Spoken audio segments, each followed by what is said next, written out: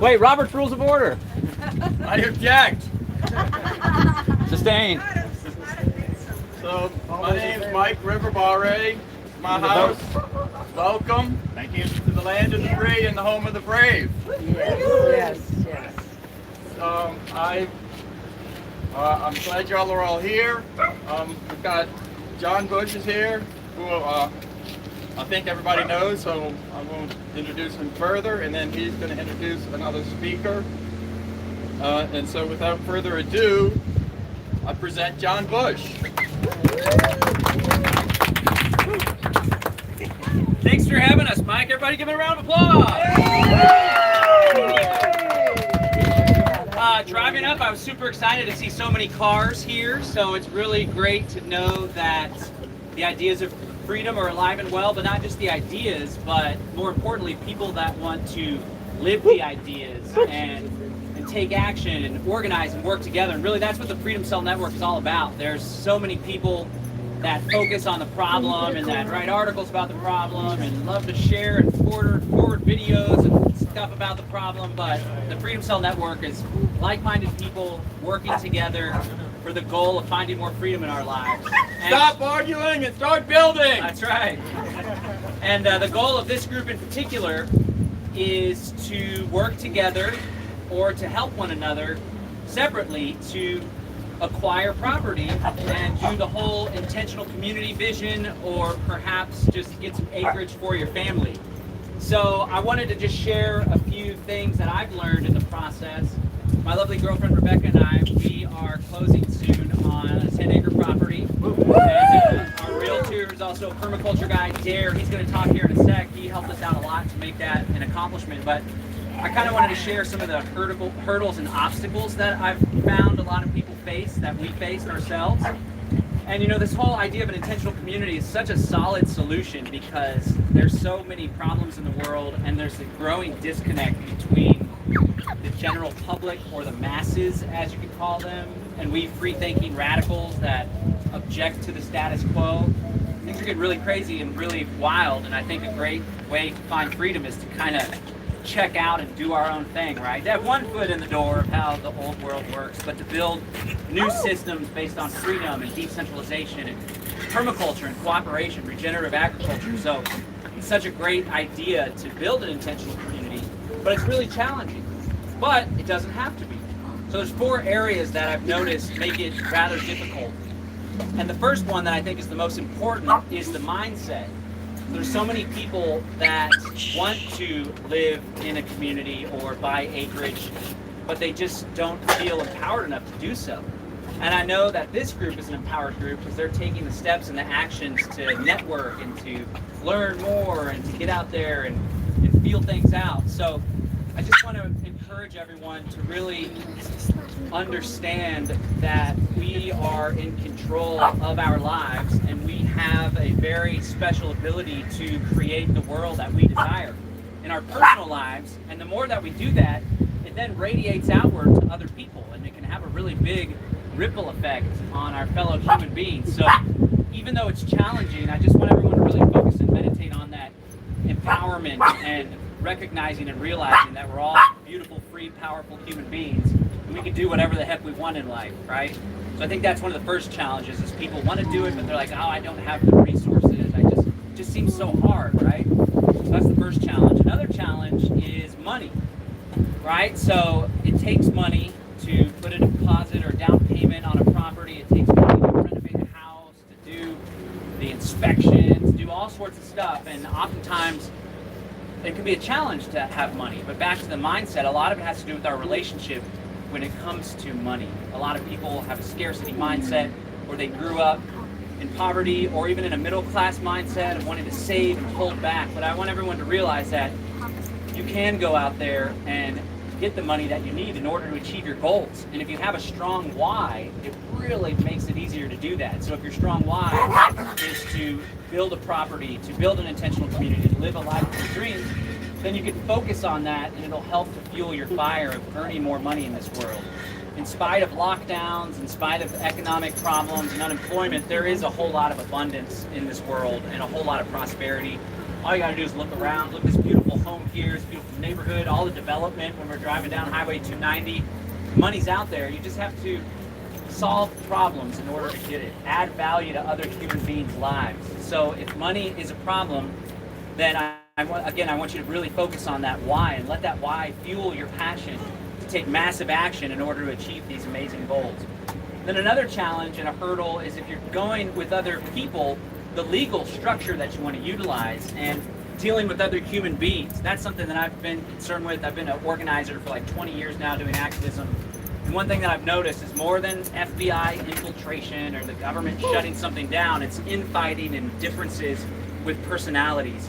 So that can be a challenge in and of itself, which is why we have to practice nonviolent communication and have mechanisms for conflict resolution in place before we get into bed with folks, right? Get into a property with folks. Maybe you could share a room, I don't know. I'm gonna do that. So there's those interpersonal differences which we can overcome and work together and be conscious spiritual people that respect one another's needs and value one another's feelings, right? And on top of that, the whole legal structure. So there's a lot of folks that have done a lot of research and work. Evie, Erica are familiar with this, with the condo association, the condo association model. So you can do a subdivision, which has all sorts of legal hurdles and tax implications. There's a condo association where instead of owning a nice apartment, it's a condo association on the land. There's folks that do trusts, cooperatives, LLCs. So that's one of the challenges, and that's why we have a group of diverse thinkers with different ideas and opinions to share and research to share. So that can seem like a hurdle, but rather than seeing it as a problem, let's work together to come up with solutions on those fronts, because the solutions are out there, and we have a wealth of knowledge within this group that we can pull from. And then finally, the last challenge is having the right people.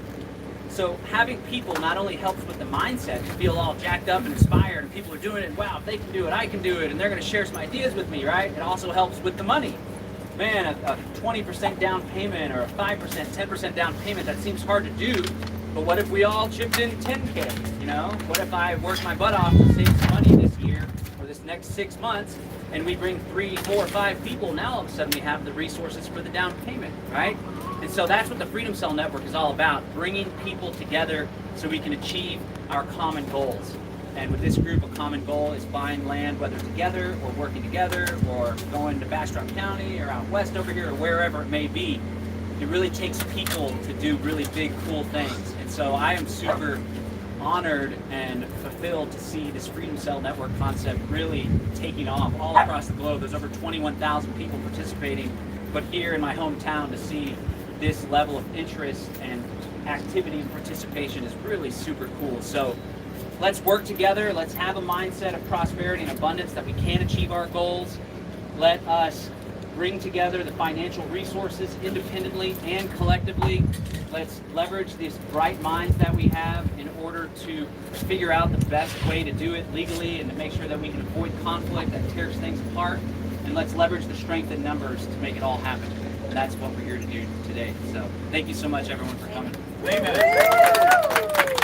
All right, and then we'd like to bring up our amazing realtor who's also a permaculture guy. So not only is he really good at the whole real estate thing, which is really overwhelming and total pain in the butt, but when we're going and doing our walks on tours, he's like, oh yes, you can see the sandy loam here. I don't know if it's going to be the best for the soil, but we do have this nice coverage here, and that would be a good spot for the berms and swales.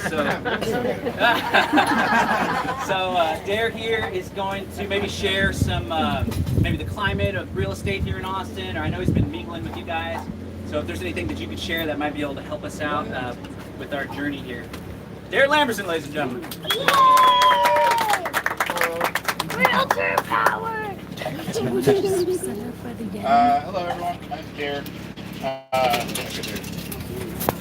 So I guess maybe to start out with a little background on me is I spent the last probably 10 years doing general contracting, where I ran my own business, where I did landscape design and construction, maybe permaculture based, so a lot of edible gardens and farms and stuff like that. Moved a lot into, after that, moving into doing home renovations and new construction, but with an emphasis on sustainability and zero energy and all that kind of stuff.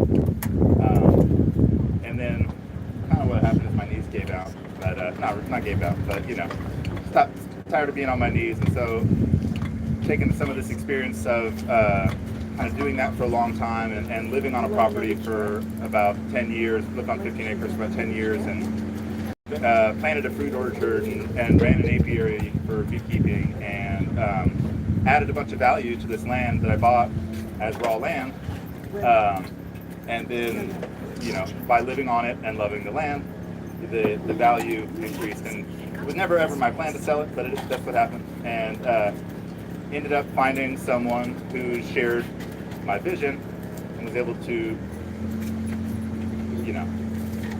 make some money on it for me, and then also give it to someone who could take that same thing and put more capital into it. Because when you have property, it gets expensive, and so money is always the limiting factor. And so when you have everything on your own shoulders, a lot of times it becomes overwhelming, and you need that little extra push, and that's why communities are great, because everybody has different skills. And so if you can take a group of people where maybe one person's got that really good W-2 job, and another person's got the skills for building, and another person's got how interrelational skills, so that we can figure out what are our goals, what do we want to do here, why are we even here, like why do we want a piece of land, what are you going to do here, what's the long-term goal, what's the 5-year plan, what's the 50-year plan, where are you going to be, and what do you want out of the property, because if you're going for something like this, you're saying, okay, I don't like whatever situation we're in, or I'm trying to prepare for a situation that's not going to not be good. And so you need to come at anything with a why. Why are you doing it? What's the point? Do you want to grow a bunch of food? Do you want to just get off grid and be, prepared if something happens? I think that's a really important aspect of it. We can talk about kind of a number of things, but having not met all of you, if there's maybe questions or something that specifically where, I don't know, we've talked a lot about. Can you throw out, I'm 70 years old, I got a plan ahead. Yeah. Okay. Can you kind of throw out there for some people, because I know when I speak of things like this, okay, it becomes a big, you mentioned a 5-year plan and everybody goes blank. Okay. So can you kind of like maybe give us some thoughts, some thoughts on how to approach that? So yeah, any piece of land is going to be different, obviously, and you need a different approach with how you handle it. So coming at it from a permaculture perspective or sustainability aspect, thinking about what has happened to the land in the past. Like, was it cow grazed for 50 years? Because if so, it's probably damaged and it's probably full of mesquite. So there's a number of there are toxic things on the property. So there's you need to take in everything that's ever been something with the property. If there's a floodplain on it or anything like that, and come up with what's your goal, where you want to be in a long-term sense, and what can you do, each step at a time to bring yourself to that bigger goal. So if you buy a raw piece of land, your 5-year goal could be to actually move into a house that you built. Because 5 years sounds like a long time, but if anyone's ever tried to build a house, it sometimes takes longer than you might. If you get it in 3 years, then you're great. And then your 10-year plan could be that you have a producing fruit orchard and farm, but that you don't plant those trees in 10 years. You plant them today, and then in 10 years they're good. So thinking forward and looking at like your floodplain and saying, okay, there's this erosion going on. I'm going to do these and these things over the long term to help heal the land. So those kind of aspects. On the house hunt, to get a house built quicker, Yeah. what are your thoughts on like a modular home? I think that around there's a here? lot of really, really good options for non-traditional stick-built houses. Modular homes, even honestly the mobile homes, the new mobile homes nowadays, they're great for a starter. And you avoid all the permitting, they the don't- expense of the permitting. yes. Dealing with like a less traditional structure is going to put you in a gray area, and kind of end end up benefiting you in a certain way, because it's like, oh, that's not a real house, that's just a geodesic dome, it's an outbuilding or whatever, you know. And so you kind of not end up, depending on where you are, obviously we're talking about in a place where you have no restrictions or something, but you know, you're gonna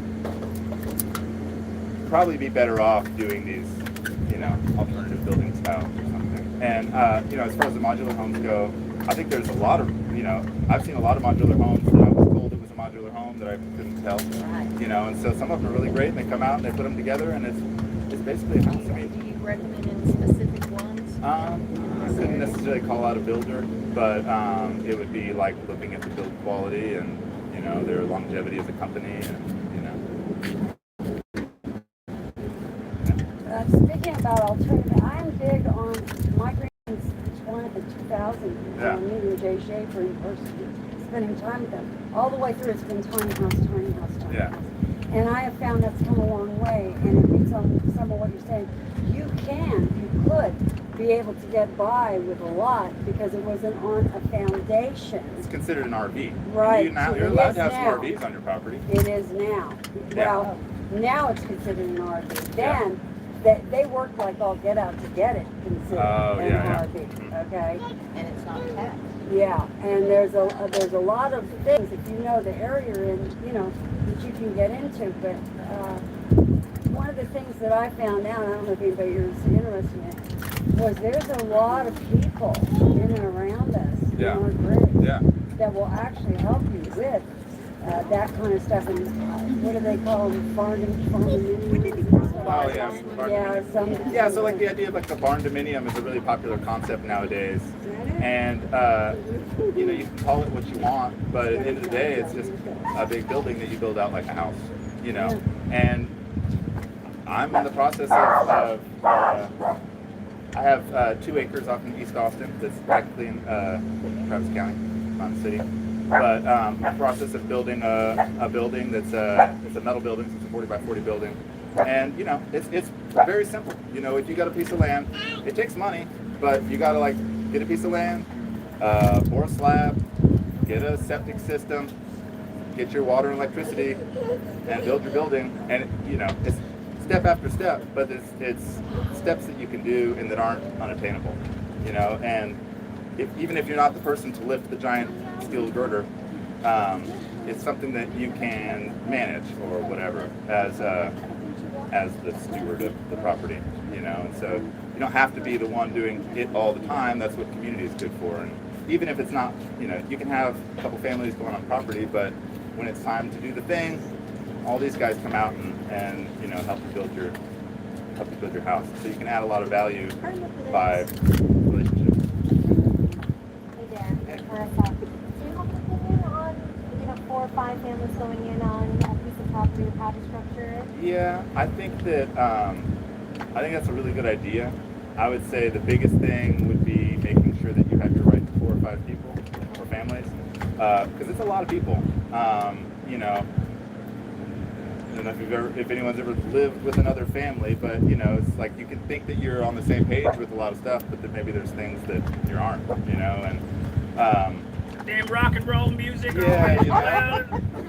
So, you know, and never know what you're going to get into. Maybe you're great for a couple years and then not. So I would say that there's definitely reason to be cautious going in on a large group like that, because it's more complicated, right? You're going to have to find some different sort of ownership, whether it be through a company or through a trust or co-op, whatever it is. There's going to be some self-made association that governs the people, right? And so they have to be super conscious about, if you're going to make an intentional community, it can't just be some random people that you found. It has to be intentional, you know. And so if you're going to find these people, you know, maybe it's someone sitting here, but more likely it's someone that's like your really close friend that you've had forever, you know, that you've already talked to about going out and doing this before. You know, it's like a person you really could spend a couple decades with. Totally. Yeah. But beyond that, as far as actually land structuring, subdividing So, versus condos, do you have an in opinion terms on of the that? different ways of ownership, they each kind of provide their own benefits. For instance, like a condo association and a co-op the idea is that it's sort of similar to the LLC in that it's like a condo is the entity owns it, and everybody owns basically a share in the company, and your share gives you a lease of your spot, and then everything that's not your spot is common space, right? It's actually separate ownership. Okay, separate condo. You only have own title, so when you think of a condominium, mostly we think of an apartment. Yeah. Right. But But it's the also same. in Texas, condominium law could be a big piece of property, and here, and you share a commons. Yeah. Right. But you still own title to your homestead. So whether it's an apartment building or a home on an acre that weaves in with the other big property. So a condo though, is it, you actually have ownership, or? Yes, you hold title, period. Okay. And a parcel of land as well. Well, and then the parcel of land is the cooperative, is the shared community. So whatever those amenities might be, let's say you have a swimming pool, okay? So you might agree to have a swimming pool. I mean, a lot of times you buy into a condo, it's already a done deal, and what we think of as apartments. But in Texas, uniquely, condominium doesn't mean like it means in New York. Yeah. Or what we understand it. So it could be a big piece of property. So you have a condominium which is private. Okay, so this is not a corporate homeowners association. It's strictly internal contract. So the state is not involved in those agreed amenities. So if you had, a big land that you wanted to forest farm or, keep wild or, so each homestead, the value of that homestead is much more than something that was just stacked and parceled out like that. So you have that shared part. I mean, it's better than, being on the golf course. Instead, you're on, the farm or...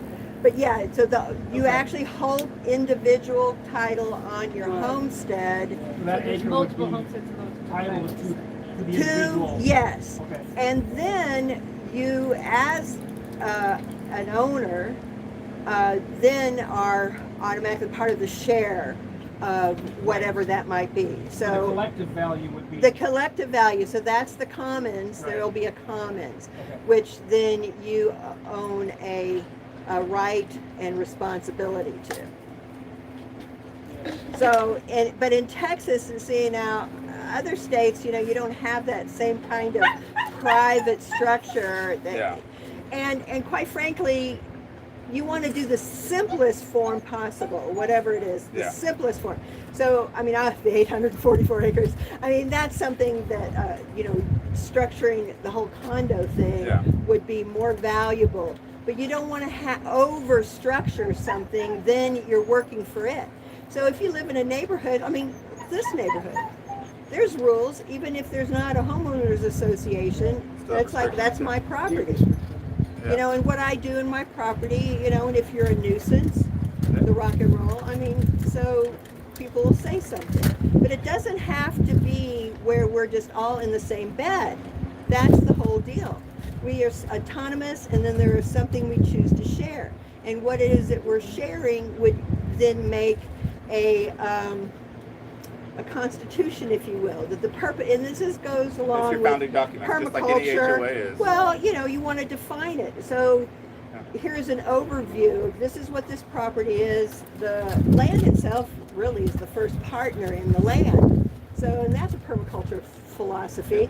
And so the land will tell you what it wants, because we're nature's idea of how to nature can reach its own The whole potential. point of permaculture is to just let nature do its thing, kind of give it a push in the right direction. Well, it's to design it So to, it can be to our needs. Permaculture is designing it up front where it's a living system, as opposed to you build it and now you have to keep maintaining it and putting more and more energy because it's Plow it every security. year, So instead, you just align it with nature and those natural forces.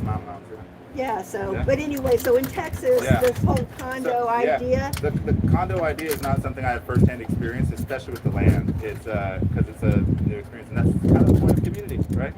You know more about the condo than me. How does the property tax Yeah. kind of thing work? Huh? How would property tax work on something like that? Well, okay, so you keep you would, if it's a big property, it would probably has an agricultural exemption.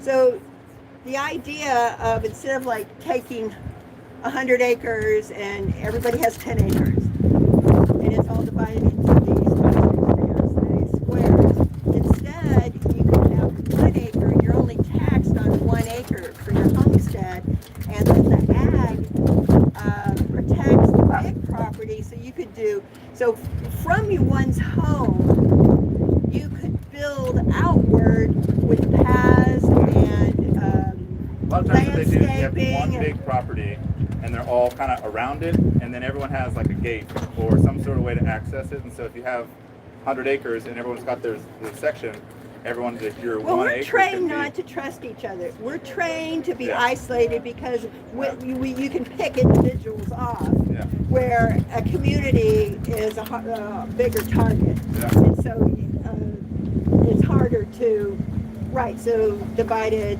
we Yeah. fall. Anyway, so it doesn't have to be, I mean, I've seen these intentional communities where, you don't have any ownership in something, and then all this, you put your money and your life force into it, and then for whatever reason you want to, you're moving to the West Coast. Well, I don't know why, but but you need to be able to sell out your portion. So there's that whole community creative force into a vision of this beautiful thing. So the word is stewards of what is the community whole, and then of course each individual home. Well, quite frankly, you don't want, one rule would always be do nothing that would devalue the property as a whole. So if anybody person's wants to value take is their another property and turn it into a junkyard, Yeah.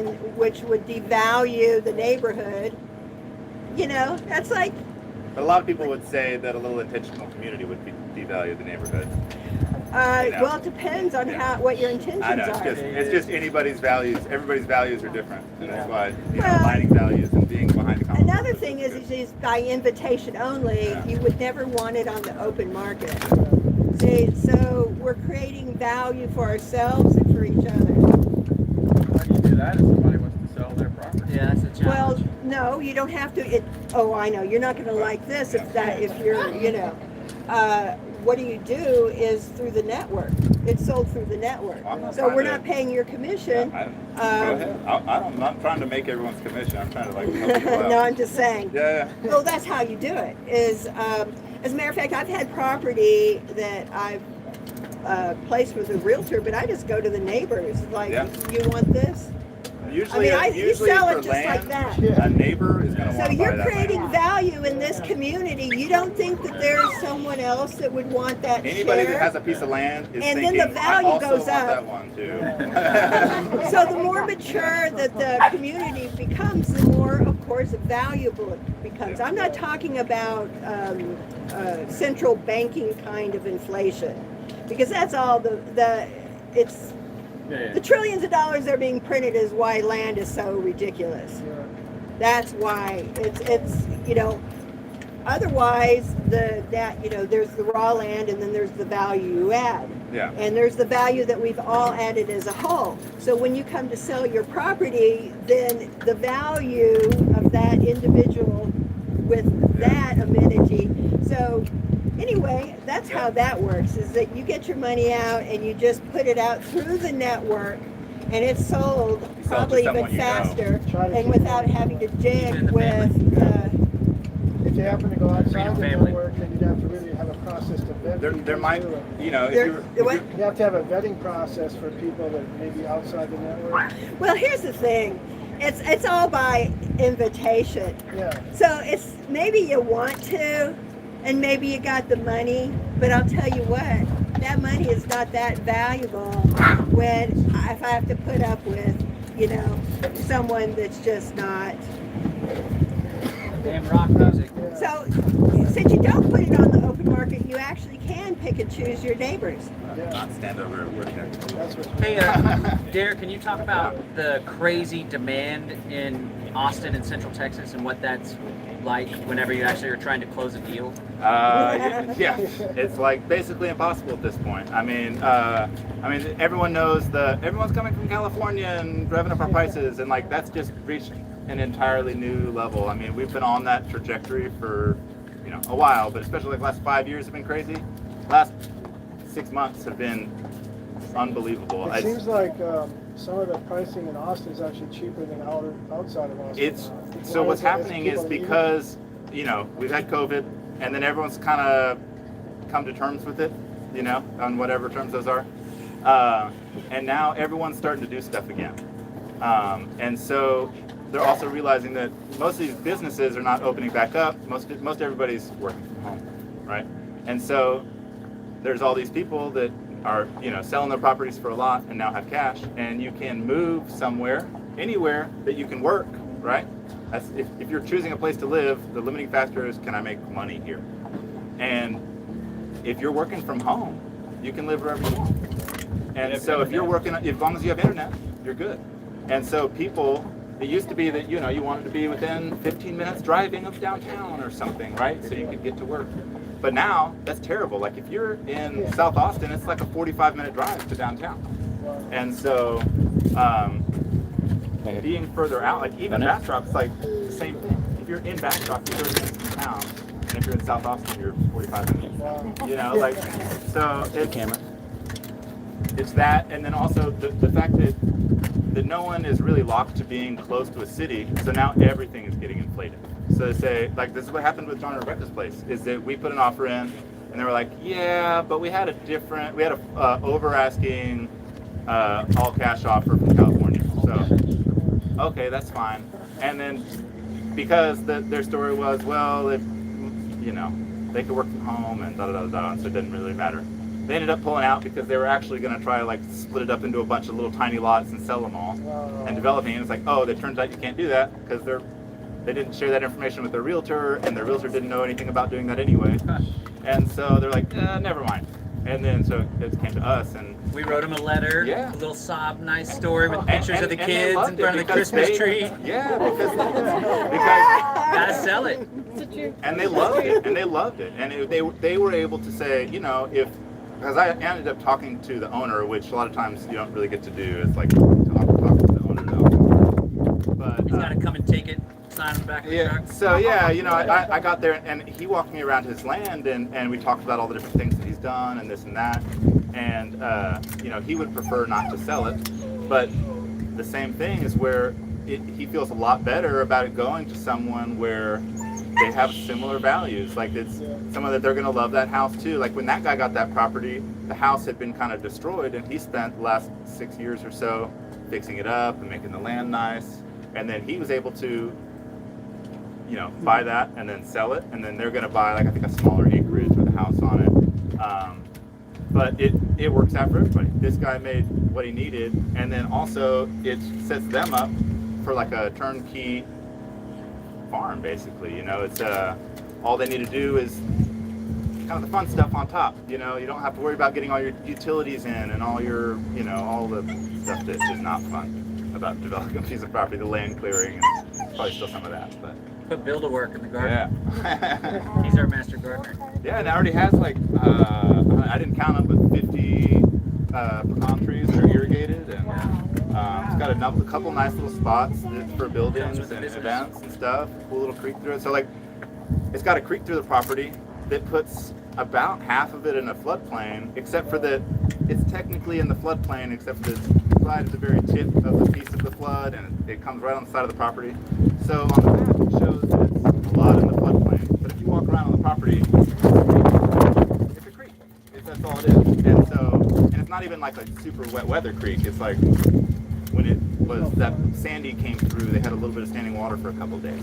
So it's not a big deal, and that kind of information I got from talking to that owner, because who knows that land better than that guy that's lived there for a bunch of years. It doesn't affect the insurance though, right? Yeah, I mean there's going to be different insurance, but for land, we're not going to build the on house is not in the floodplain. It's way out of the floodplain. Hey, so what about, would you advise going in at the asking price when you place the first offer, or if it's like a dream place you fall in love with, maybe going in above asking price? It's so crazy because the market is kind of hit or miss. Right now in Austin, and it's, when I say Austin, surrounding areas, it's insane. So like we came in, like this property was for sale, and we came in real low because I wanted to see how low could we get it. And then it sat there for like a week, and then all of a sudden in like 4 days, everyone wanted to come see it, and then it came through. So it's some of these where they you know, sometimes you look at these land and it's been on the market for 150 days. These guys, you're not going to come in with an overpriced offer. If the market's been on the market for 2 days, you're going to want to see that right away, and you're, at least nowadays, you're not going to want to be making too much below, or you know, maybe some above, depending on what it is and what it works. So every piece of land has value, right? And your value is, you know, what it's worth to you, you know. And so a piece of property that's some in the floodplain was not worth a lot to that other person, but it's worth a lot to these guys because they know the value of it and what they can do. This area, maybe you don't want to build a house right there, but you could build a really cool thing right there that, you know, is going to be good. And it has a different value, you know. And so if it's thinking about being creative with what you do, and, you know, if you come into something and you're like, oh, well, we're paying over asking and it's too much and it's a lot of money. Well, anything can make sense if that's the value that you can put in it. So if a property costs you so much, once you're in it and you can have it, if you can get into it, there's 1,000 ways to make money and to make that property work for you. So easiest way is to have some of your friends out and let them stay out there, and you guys go together on the mortgage. And, you know, that works out great for the person that owns it. So that's why something like a shared community is better. So sometimes somebody doesn't have 50 grand to slap down, and they don't really want to live for a place for 10 years. They want to live in a cool place for a while. But there's plenty of people that want to live around, you know, live in a, you know, in a mobile home or RV or something like that, tiny homes. What counties have the least deed restrictions or like strictness with? So Travis is obviously going to be the worst because pretty much all of Travis County is taken up by Austin now. There's a very small amount left.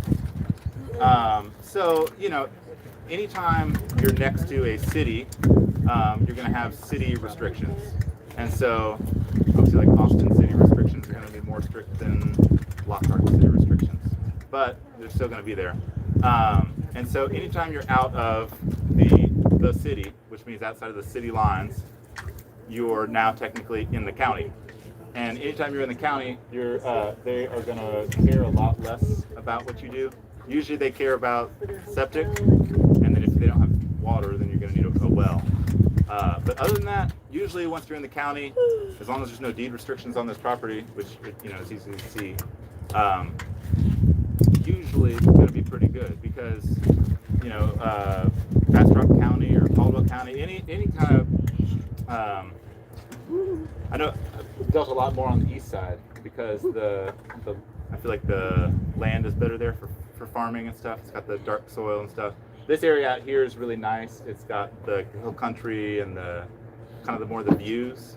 Yeah, it's nice if you're a prickly permaculture. pear cactus. Yeah. You know. Well, I mean, if you're permaculturing it, it's better than just the boring flatland, Yeah. which is also the developers are more interested in the easy flat.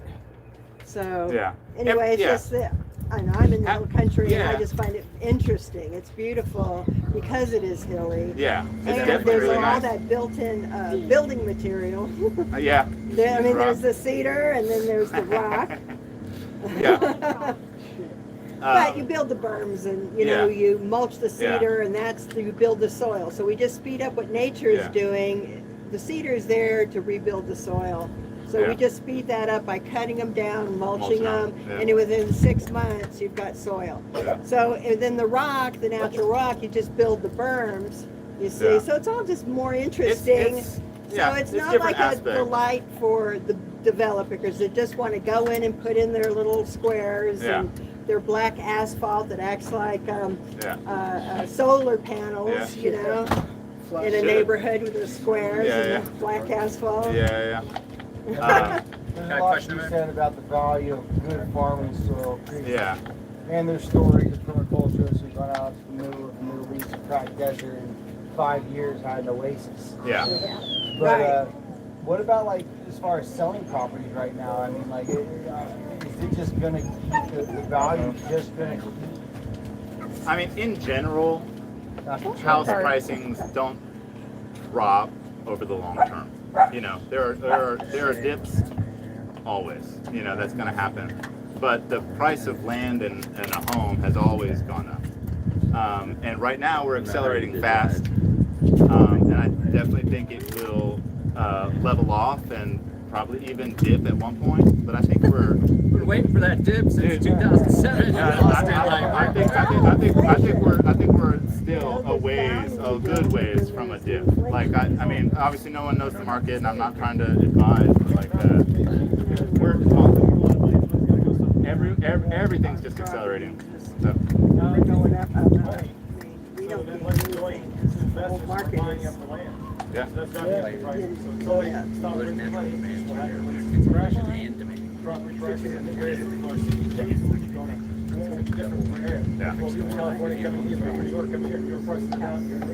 They know that, you know, real estate's one safe place to put your fiat currency. The bank, money in the bank is not going to cut it. Yeah. Put it in your real estate. No, I'm a wholehearted believer in it. You know, the most money I've ever made was just buying and selling my own property. It was my home. You know, like that's. You know, I bought my home that I live in now, which is just a little subdivision home that was completely demolished, had been abandoned for 5 years, and was full of mold and sludge.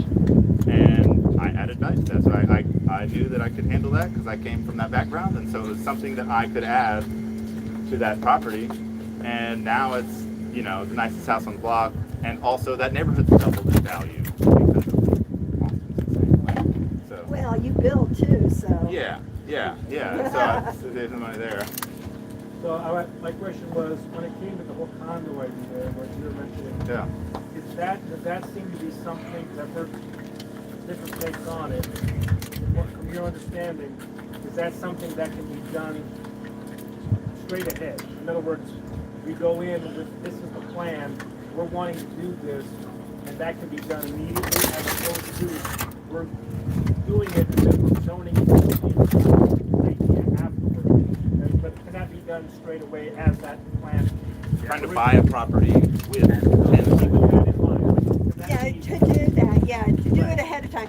Well, I've lost my partner, passed away, but was more of the, you know, the CFO and, you know, dealing with the city, state, and all that kind of crap. That it was the design side. But that's where I got onto that, like 20 years ago. We were making money hand over fist, converting apartments into condominiums. And so my partner and I were talking about, you know, we were to develop that 844 acres. But that was just too much for me without that other side of the equation. And just the finesse of dealing with that kind of money and that That's kind a large of. piece of land. Yeah. So You can intentionally go in with that as Yes. initially. And say, yes. Here's the plan, 10 So, whatever. so in your 100 experience, acres, I 10 don't have each. experience with This is condos. how it's laid out. You can bring that to the county legally and say, here's the intention, here's what we intend to do, and that can be that. Yeah. Are you What going to do be you understand? creating that condo association before or after purchase? So like, During. because Oh, I've yeah, heard other things before. Well, that here's the you can't deal. do it initially, but then after it's held for a number of years, then you can have a legal license to do it. I don't know. Again, That's the tricky part right there. What you Yeah, said, Gary. it's trying to create the condo. Well, because if you're laying it out to a specific piece of land without a right of first refusal or something, you know, because that's an expense. So like that 844, there's been lots of, there's all kinds of plans that have been made on top of that, which could be accessed.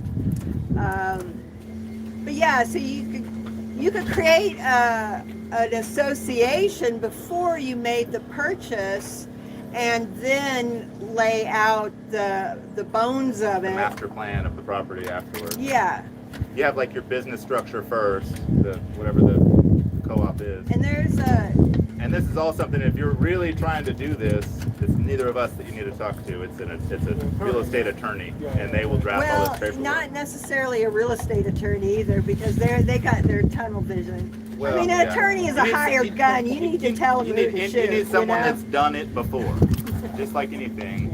You know, you can go to, just like if you've ever had tried to find someone that does your taxes, like there's a million different specialties within taxes, and so Well, you have to not have a face mask on, and that's like a first sign of Yeah, where are you gonna find that? like where their mindset is. Yeah. Vivi has an attorney, Vivian. She's really Oh, passionate yeah, no, about that Vivian model says- too. She said she's got a guy that's done it a lot before. Yeah, Apparently so there's she has somebody too. in our group. Well, I don't know that she's actually done it, but she's.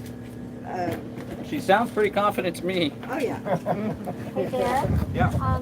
Do so I not? something that Y'all are very similar. As far as like real estate investors coming in, Yeah. we've been reading about that too. That a lot of the scarcity is I happening mean, it because doesn't of have to be registered. Yeah. That's a and Vivian. do you know much about? Have you been About what? dealing with any of these About developers? Real the estate rate, like investors interest rates? Yeah. REIT. Oh yeah. Or is this just like single family buyers? Yeah. Like, what So percentage are maybe you these are seeing the of simplest the things. You know, it's kind of hard to tell because they keep My, kind of everything secret. It's like, oh, we have 15 offers. You want to put it in a higher offer? So a lot of times it's not like, well, we have 13 investors and 12 families. And, you know, there's not really open information unless you're the one that's actually selling it. And so, but it seems like it's a large percent of people that are just buying it to use them as renters, or you know, this is for mostly for single-family homes, but you know, it's the same sort of things going on single-family and land, or you know, at least a land with a home on it. Is that I don't know who's saying. My phone was there. We've seen a lot of properties go on the market, they get sold, and they go back on the market. very Yeah, quick. yeah. I have a feeling there's a lot of investors, Yeah. buying them outright, not even seeing them, just put the money in there. I have Send a somebody out to look I at have it. a house that just went under contract. It's in Kyle. It's a friend of mine that I was helping find a house, and she couldn't, with all of her money, could not even find a house even close to Austin. Finally found one in Kyle, and yeah, it's like, you know, you got to offer 50 grand more, and you know, it still needs renovations, and you know, it's just. You don't have a chance. And then basically everyone, you know, a lot of times you see them and then they'll come right back on the market, or you know, you see them like, oh, it closed, and then like a month later it's got a release sign on it. So what do you see happening like during appraisal with those prices, with those bids that go up and up and up? You get to a point where, like especially for like a single family house, you can't even submit an offer without an appraisal waiver. Yeah. You like, it's just part of your offer. Yeah. And what that basically means is that you end up putting more down. So, you know, if you were already going to put 20% down, it doesn't make a ton of a difference. But if you were trying to put 2 or 3% down, you're not going to be able to do that if your closing price is way higher. You know, so if your price you're going to close at is 30 grand more than what it appraised for, you're going to have to come up with that 30 grand. But if you're already going to put 50 grand down, it's kind of all going in the same pot anyway. So there's that. It's these guys coming in with these big cash offers, right? They're like way over 50, 100,000 over. Yeah, it's like You can't compete. 20, 30, 40%. Most people can't compete. Yeah. Supposed to go like 100,000 over. No, I mean it's like not even a joke. Like there's people 100,000 over. No, Like they're coming it's, from California. you can't even exaggerate it enough. There should be a law against 100,000 that. on what? 100,000 over on a house that was asked for 200. Yeah, for like 400 or something. Yeah. Yikes. Yeah. No, that's pretty I've seen someone's like that. They were said that it was a realtor that we were looking to buy this house, and they were selling a different house, and they just closed on it, and they got 120 over. This is like in Clarksville, in Austin, basically. 120 over, and then like I think a 3-month lease back. so that the other people get to keep their house for free. So they're paying their mortgage for 3 months, and they paid 100 over. It's just crazy. Yeah. We And so- started driving to a place where we thought you want to look, and Yeah. potentially buy. On the way, we're told. Oh, it's So, pending. yeah, that happened Yeah, twice. you can't even, like Zillow is almost like useless because they're like a day or so behind, day or two behind. And you know, I'll have people like, oh, I didn't see this property, and they'll text me and it's like, because it's on Zillow, and it's like, oh, that property was like been pending Great, for I'm a in week. Orange Yeah, it's like same day listed. Yeah. Yeah, they're all the other ones, all the subsidiary sites are feed off of the main realtor sites, and so any realtor is going to have like instant access to like what is actually going on at the time, you know. Whereas any of the Zillow and all those are good for like kind of looking out and seeing, you know, if there's what's in the area. But if you're actively like, we're going to try to actually get this property, and you're looking at it on Zillow and you don't have a realtor, you're not going to get that property. So if somebody did want to go together on some land, we were talking about it earlier, we would have to create like an entity first, and it would have to have its own financial, correct? So that is a way to do it, like having an LLC or some sort of company to own it is a way, but then you end up with common ownership where everybody owns an equal part. Like, so if you have 100 acres and 10 people own it, each person doesn't own 10 acres, you all own a tenth of 100 acres. So how would that work with the condo association? Like, Well, you own title to your home, your homestead. So that's different than apartment, because an apartment you have a lease. Condo law in Texas is not about apartments. Yeah, I just mean like it's different from the apartment structure, because in an apartment structure you don't actually own. Well, the way that works is because the condo association is responsible for exterior work. Yeah. So It's you like the really drywall, own the yeah. inside of it. so the condo would have to buy the land. But you really own it? My Yeah, you understanding do. is that you don't actually own it. It's that you Well, have a share in Unless a you have a thing. loyal title, I don't think you own anything. Well, We own the share. No, not of your apartment. Of course not. Nobody owns your apartment. No one owns your patio except you. The only thing that is owned like a common All right, I'm gonna go ahead and shut the video down. We're here at about an hour. Thanks everyone for tuning in. This was our Freedom Cell Central Texas Land Co-op group, freedomcells.org. If you are interested, if you're in Central Texas, then you can comment, join our group. But if you are interested in buying land and doing an intentional community, then you can do what we're doing here. It's just people that all have a common goal, working together to achieve that goal. So if you are excited about all these cool people, the thought of cool people coming together, buying land together, then just do it. And if you go to freedomcells.org, that'll definitely help you along the way. All right, thanks. You don't have to worry about this outside of your building. Everything gets